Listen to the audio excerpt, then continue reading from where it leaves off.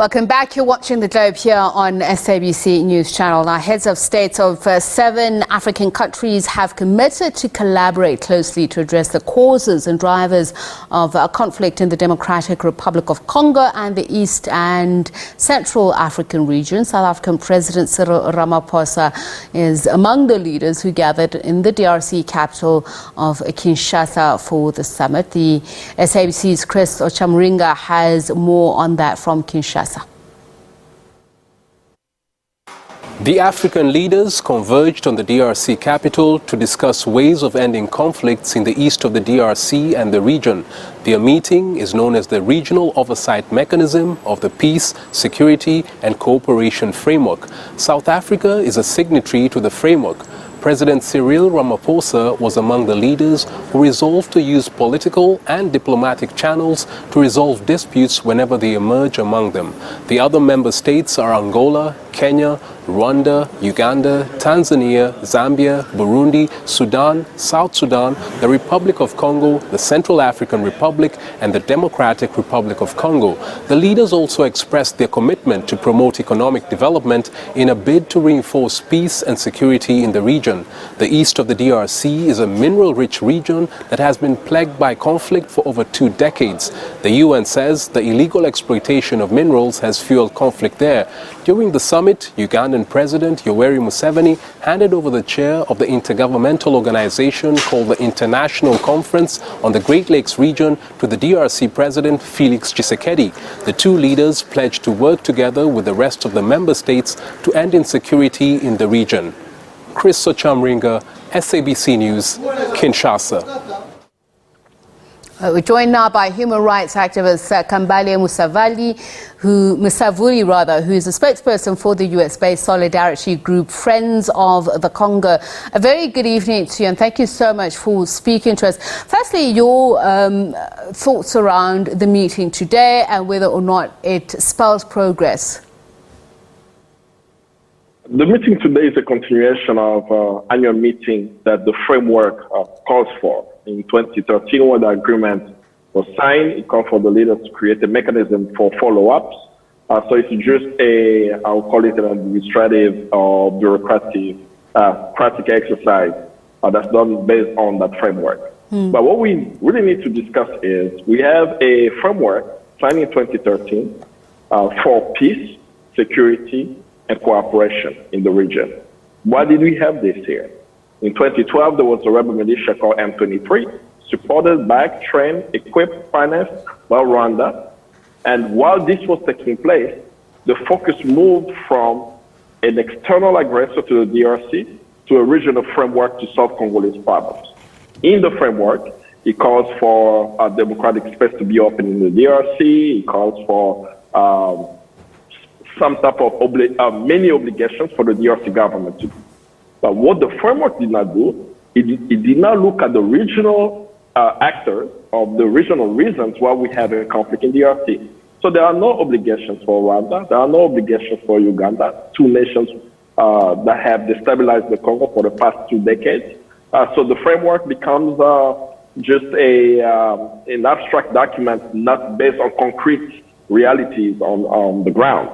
So have we had peace, security since that time? I would say no, we have not had peace, security and cooperation at the time. So to your organization's mind, who is guilty of the original sin? I mean, the Great Lakes region conflict is a very complicated mide in so many disparate conflicts that form one.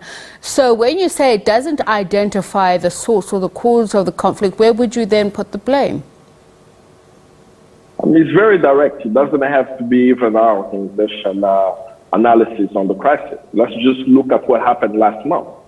This past month, the International Court of Justice finally provided the sentencing, the judgment on Congo's case. You know that Congo... Yeah.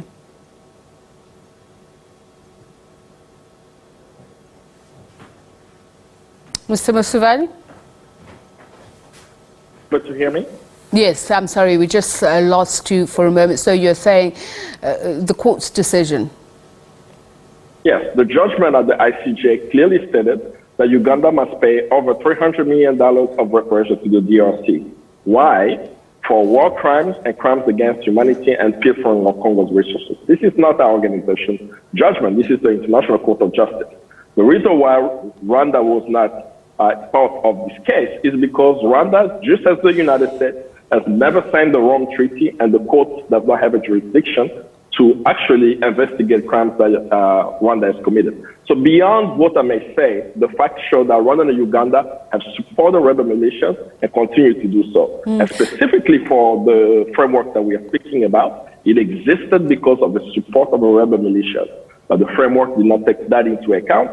And to have peace, to have security and cooperation in the DRC, based on this framework, you must always talk about the question of justice. If there is no justice element... Are you saying that Uganda alone ought to be apportioned blame for the origin of the conflict? I mean, it's interesting that you should say that. The same Democratic Republic of Congo embarked on a military operation, an offensive with Uganda, something that unsettled Rwanda. Rwanda, which itself was part of the conflict, because at some point it said its own peace was being threatened from the Democratic Republic of Congo, from either former members of the army or militias whose origin are from Rwanda as well.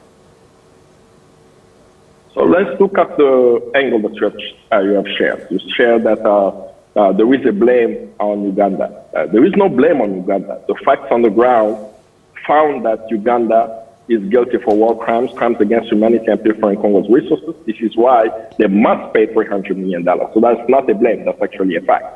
But we now look at Rwanda, for example.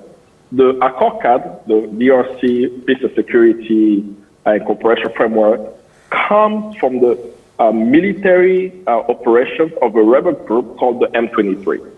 The UN Security Council tasked the UN group of experts to research and document the source of this conflict in 2012.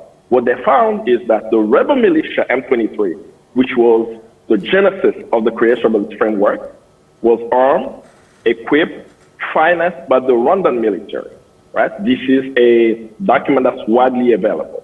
So if, as I'm sharing this thing that's not coming from our organization, which is widely available, is the genesis of the framework, how is it that the framework has no mechanism within the document around accountability about those who are committing the crimes, those who are pilfering the resources?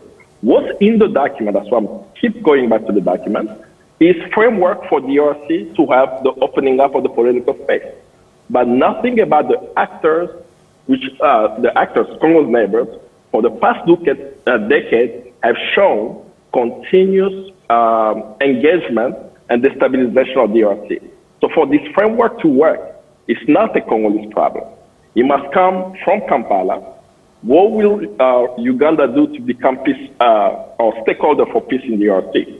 What are they going to do for opening up the political space in the country? Museveni has been in power since 1986 to now, and its military continues to support proactive rebel militia, not because of faith, so because the facts show that. The same thing for Rwanda. So if you look at the conflict in the Congo as a Congolese problem, this is why we will continue to have the conflict in the Congo, because it seems that Congolese are fighting amongst themselves and can't solve the problem. But if we do understand that there is a war in the Congo that started in 1996, backed by U.S. allies, Rwanda and Uganda, who have invaded the Congo twice in 96 and 98 and continue to support proactive rebel militias, then we get somewhere. This is also how South Africa has been engaged. The engagement of Thabo Mbeki for the peace accords a few decades ago was because South Africa, as a SADC nation, did not want a SADC country to be destabilized. Same thing has happened with Cyril Ramaphosa. Without entering into South African politics, there are some South African interests in mining that makes it for South Africa to actually be stakeholder for peace in DRC. But the question beyond what governments are doing, we should always ask ourselves, for DRC to have peace, we know that we need justice. How will we get justice? In creating all these peace negotiations and treaties and framework must always have the question of justice. If it does not exist, tomorrow I will be on your show talking about another rebel militia with another acronym and wondering, why are there always these random rebels coming in the Congo? They are backed by Congo's neighbors, and they never held accountable. So the meeting took place. African leaders came together in Kinshasa. It was great that they did so, but they did not address the fundamental question that Congolese expect, which is justice and holding people accountable for the crimes committed since 1996. Who and what should hold them accountable beyond the court process, which, as I said, it's clear we're speaking at cross purposes because you are speaking about the signatory of one country and not the other. But we both agree that many other interests, including international parties, are complicit in the war, in the conflict. The African Union, you have SADC, you have the United Nations, you have IGAD, who have been mediating, as you said, rightfully so, in this conflict, and it still seems to continue. So what kind of treaties that would force accountabilities would then have to be looked at? What kind of commitments?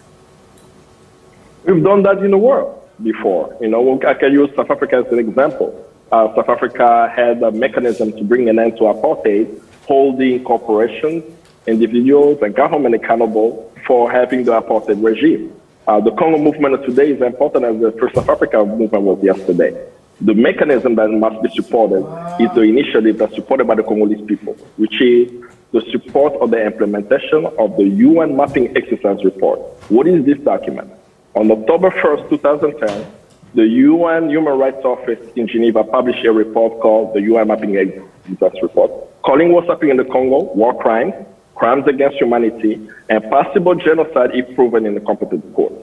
In this 500-page document, it documented 617 crimes that have taken place that they call the most egregious crimes, the biggest crimes in the DRC, 617 incidents, so we actually know what they are, right? And they say that Congo can use transitional justice and different mechanisms. The Congolese have called for the International Tribunal for DRC. It's been done for Yugoslavia, it's been done for Rwanda, and for DRC, there is no political will to create that. They believe that if we have a tribunal, we look at local actors, regional actors, international actors, including multinationals, to hold them accountable for the crimes they committed, for the resources they have pilfered, and have mechanisms for reparation. This is what will bring peace. As long as we defer justice when solutions exist, what Congolese people have said that what they want, they have already clearly stated that, as long as those things are not implemented, we will still talking about why there is no peace in Congo. So to have justice in DRC, we must implement the recommendation of the UN Mapping Exercise Report, and the Congolese people are calling for the creation of the International Tribunal for Congo that will hold individuals, regional actors, corporations accountable for the crimes they committed in the Congo. That is already documented. All right, thank you so much for speaking to us, and I'm sure we'll continue this conversation at another time. That there is human rights activist Kambale Musavuli. He's spokesperson for the US-based Solidarity Group of Friends of the Congo. It's the end of this hour, but